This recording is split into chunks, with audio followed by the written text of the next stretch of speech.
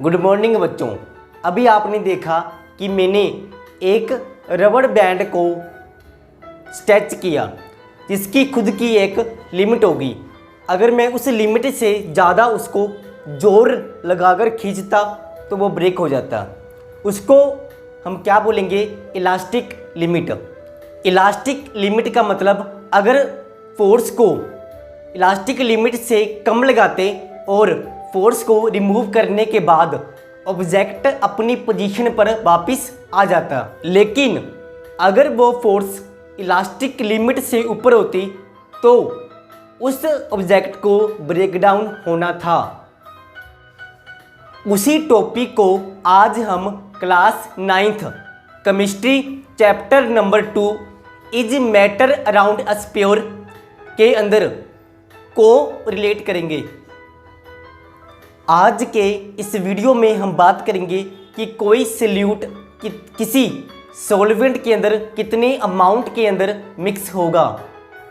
इसके साथ ही हम बात करेंगे कि सॉल्यूशन के अंदर जो कंपोनेंट होंगे उनको अलग अलग करने के कौन से मेथड होंगे। तो चलो शुरुआत करते हैं आज की वीडियो की।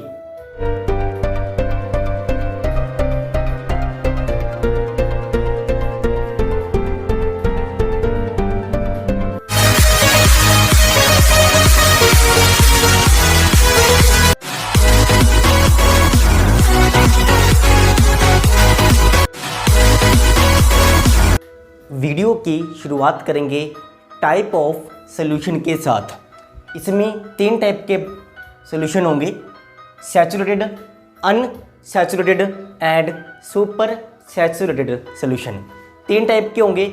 इसको समझने के लिए आपके पास 2 कंटेनर ए एंड बी, दोनों कंटेनर के अंदर सबसे पहले हम लेंगे 50 ml water. Container A and B में दोनों के अंदर 50 ml वाटर होगा। पहले के अंदर हम मिक्स करेंगे बेरियम क्लोराइड सॉल्यूशन। सेकंड के अंदर मिक्स करेंगे कॉमन सॉल्ट NaCl। शुरुआत के अंदर सबसे पहले दोनों को हम 10-10 ग्राम मिक्स करेंगे और दोनों के दोनों सॉल्यूशन वाटर के अंदर पूरी तरह से मिक्स हो जाएंगे। और उसके बाद फिर 10 ग्राम फिर से हम मिक्स करेंगे।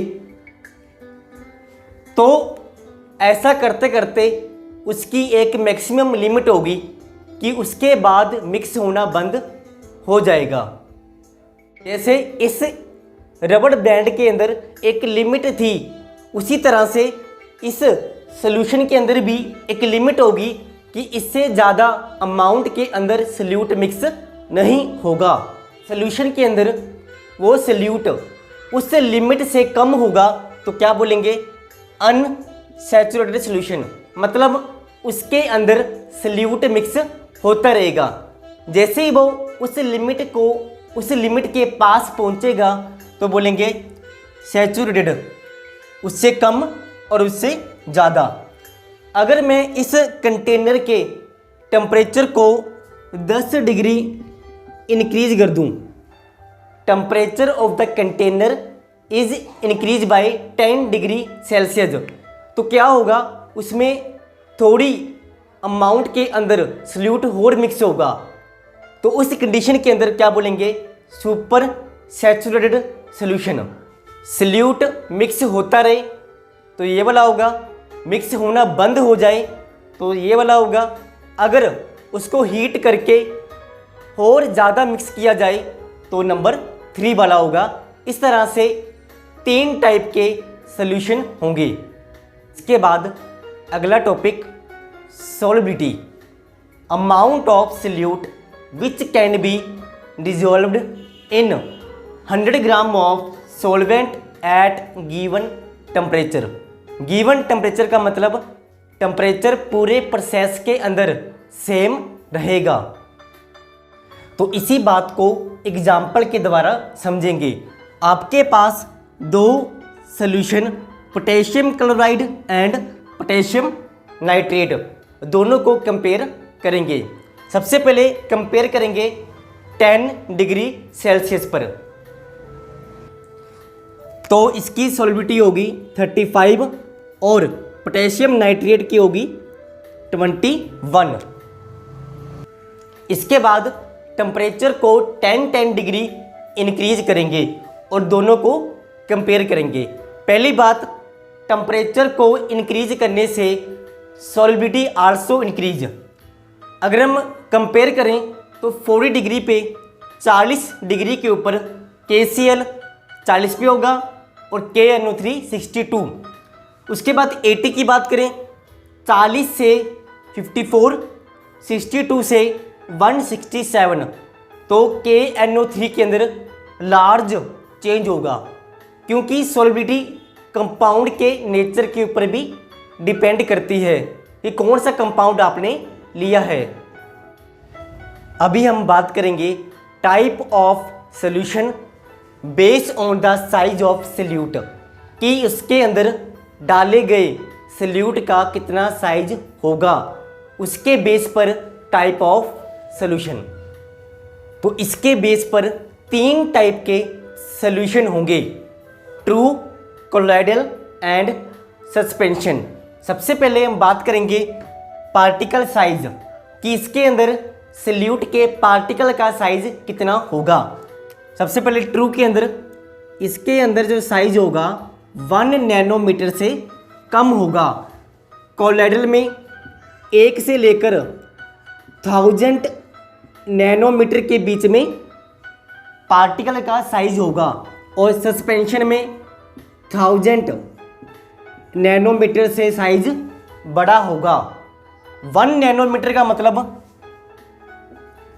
10⁻⁹ मीटर। 1 नैनोमीटर किसके बराबर होगा? 10⁻⁹ मीटर। एग्जाम्पल की बात करें तो ट्रू के अंदर आपने सॉल्ट को मिक्स किया वाटर के साथ, तो क्या बोलेंगे? True solution. कोलॉइडल में आपने स्टार्च इसको मिक्स किया वाटर के साथ। सस्पेंशन, जिसके अंदर आपने मिट्टी सॉइल को मिक्स किया वाटर के साथ।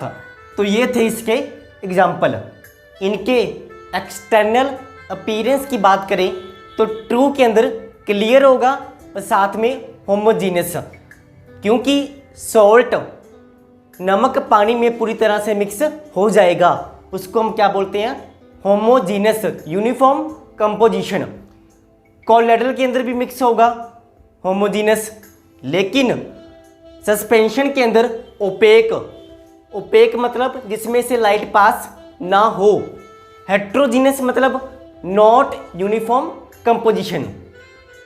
इसके बाद बात करेंगे स्टेबिलिटी की। तो पहला क्या होगा? स्टेबल। सेकंड भी क्या होगा? स्टेबल। और थर्ड वन क्या होगा? मेटा स्टेबल, मतलब नॉट 100%। इस स्टेबल का मतलब क्या होगा? फॉर एग्जांपल आपके पास पानी के अंदर नमक, पानी के अंदर नमक, तो सभी पोर्शन के अंदर पानी का जो नमकीन नेचर होगा वो बराबर होगा। उसी को हम क्या बोलेंगे? स्टेबल। ऐसा नहीं कि ऊपर नमक ज़्यादा होगा नीचे नमक कम होगा। लेकिन इसकी बात करें, पानी के अंदर मिट्टी मिक्स की तो ऐसा हो सकता है कि मिट्टी नीचे ज़्यादा हो ऊपर कम हो, तो उस कंडीशन के अंदर क्या बोलेंगे? मेटा स्टेबल और अनस्टेबल। इसके बाद नेचर ऑफ फेस। इसका मतलब क्या होता है कि आपको इस कमरे में कितने टाइप्स के एटम दिख रहे हैं? ओनली 1।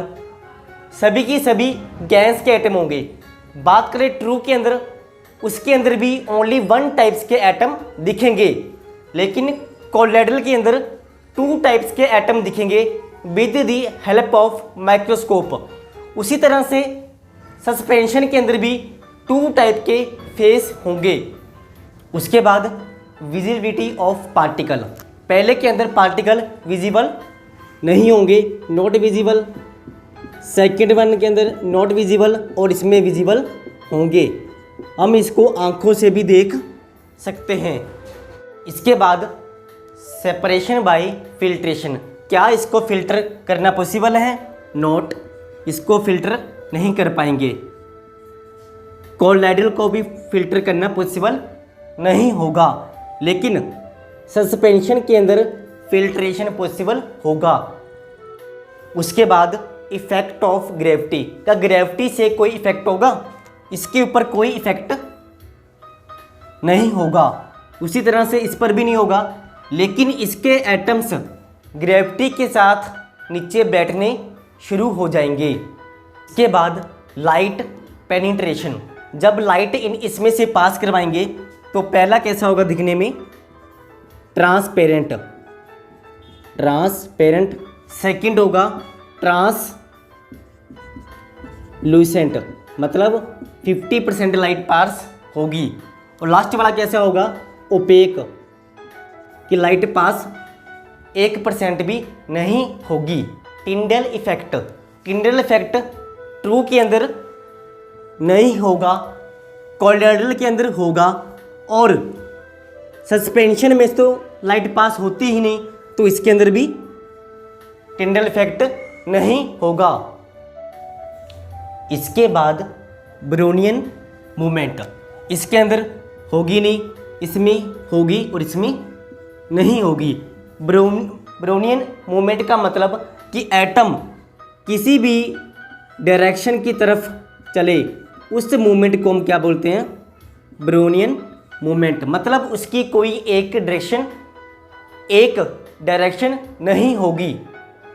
तो अभी हमने बात की difference between true colloidal and suspension solution के बारे में। डिफरेंस के अंदर एक वर्ड आया था टिंडल इफेक्ट, इसको पहले समझेंगे। The phenomena of scattering of the light by colloidal particle as a result of which the path of the beam become visible. ये थी इसकी डेफिनेशन। टिंडल इफेक्ट को एग्जाम्पल के द्वारा समझेंगे। तो देखिए, आपके पास सॉल्यूशन कौन सा होगा? कोलोइडल, जिसके सल्यूट के एटम पार्टिकल्स हर डायरेक्शन में होंगे, ऊपर नीचे हर तरफ होंगे। लेकिन जैसे ही इसमें से हम लाइट को पास करेंगे तो लाइट के एटम इन एटम से टकराएंगे और हर डायरेक्शन के अंदर फैल जाएंगे। स्कैटरिंग ऑफ लाइट, इससे क्या होगा? सॉल्यूशन के अंदर लाइट का जो रास्ता होगा हमें दिखाई देगा। इसी को हम क्या बोलेंगे? Tyndall effect. The scattering of light by the particles due to this path of the light is visible under the solution. अभी हम बात करेंगे सेपरेशन ऑफ इम्प्योर सॉल्यूशन, उसको अलग अलग करने के कौन से मेथड होंगे। सबसे पहले फिल्ट्रेशन, इसका एग्जांपल देखिए। आप चाय बनाते हो, इसके अंदर जो चाय पत्ती होगी वो पूरी तरह से मिक्स नहीं होगी, उसको अलग करने के लिए आप फिल्ट्रेशन मेथड का इस्तेमाल करोगे। For a substance that is insoluble, जो उसके अंदर मिक्स नहीं होगा। इसके बाद सेंट्रीफ्यूगेशन, इसके अंदर सॉल्वेंट के अंदर जो फाइन वेरी स्मॉल पार्टिकल होंगे उसको अलग करने के लिए सेंट्रीफ्यूगेशन का प्रयोग करेंगे। फॉर एग्जाम्पल दही में से मक्खन को अलग करने के लिए सेंट्रीफ्यूगेशन का इस्तेमाल करेंगे। इसके अलावा कपड़ों में से जो मैल होगी उसको अलग करने के लिए सेंट्रीफ्यूगेशन का इस्तेमाल करेंगे। मतलब इसके अंदर सॉल्यूशन को हाई स्पीड के साथ रोटेट करेंगे। इसके बाद नंबर 3 इवेपोरेशन। फॉर एग्जाम्पल आपके पास एक कंटेनर में नमक वाला पानी, सॉल्टी वाटर। जैसे ही हम इसको हीट करेंगे तो वाटर वेपर के अंदर कन्वर्ट हो जाएगा और बाद में उसके नीचे सॉल्ट रह जाएगा। इसको क्या बोलेंगे? इवेपोरेशन। उसके बाद डिस्टिलेशन प्रोसेस किसके लिए होगा? टू मिक्सिबल लिक्विड, ऐसे लिक्विड जो आपस में पूरी तरह से मिक्स होंगे और उसके साथ ही उनके जो बॉइलिंग पॉइंट का जो डिफरेंस होगा 25 डिग्री से ऊपर होगा। तो इस प्रोसेस के अंदर हम क्या करेंगे?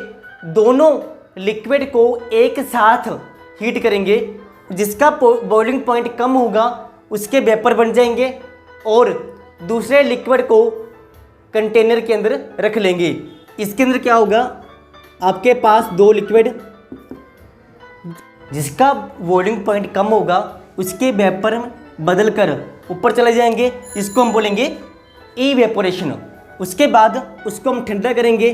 ठंडा करने क्या बोलते हैं? कंडेंसेशन। तो इस प्रोसेस के द्वारा हमें दोनों लिक्विड मिल जाएंगे बाय डिस्टिलेशन। इसके लिए बॉइलिंग पॉइंट का डिफरेंस 25 से ऊपर हो। एग्जाम्पल की बात करें, ईथर एंड टोलिन का सॉल्यूशन।